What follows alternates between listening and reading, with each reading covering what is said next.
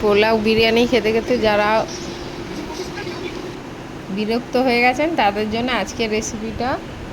আজকে আমি বানিয়ে দেখাবো জিরা রাইস। জিরা রাইস কেমন করে বানায় দেখুন। হালকা খুব কম ঘি দিয়ে বানাবো।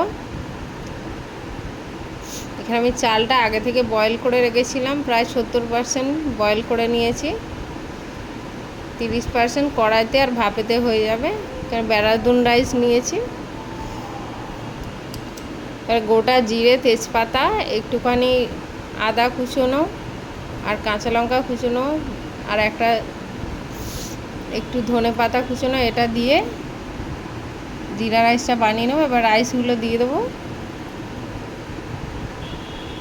সব রাইসটা দিয়ে দিয়েছি। এবার চিনি আর নুনটা স্বাদ মতো দিয়ে নিতে হবে।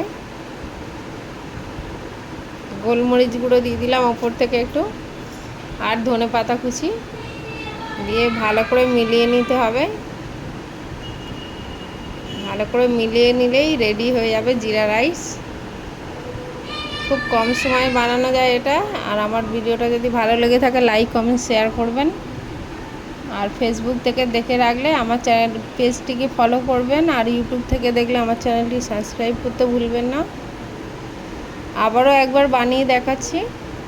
চালটা অনেকটা ছিল, ওই জন্য দুবার বানাতে হচ্ছে। গরমের দিনে পোলাও বিরিয়ানি না খেতে ইচ্ছে হলে এরমভাবে একবার বাড়িতে বানিয়ে দেখতে পারেন।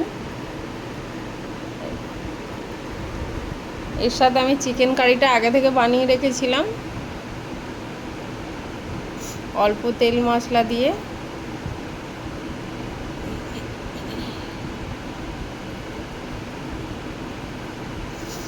দেখুন এভাবে করে মিলিয়ে নিলেই রেডি হয়ে যাবে, খুব কম সময়ে রেডি হয়ে যায়। আমার রাইসটা রেডি হয়ে গেছে। দেখুন ভিডিওটা শেষ